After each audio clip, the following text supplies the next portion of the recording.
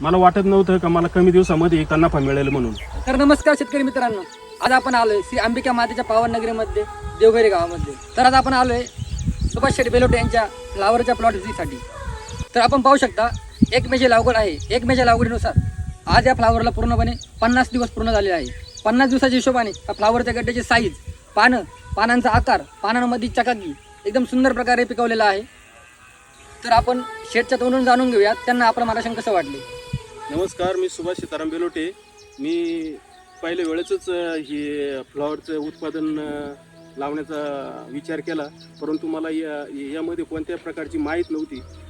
परंतु याचं मार्गदर्शन आमचे पाहुणे मनोज गावडे आणि सुधीर कृषी सेवा केंद्र याचे मालक सुधीर परंडवाल यांनी मला योग्य प्रकारे मार्गदर्शन केलं.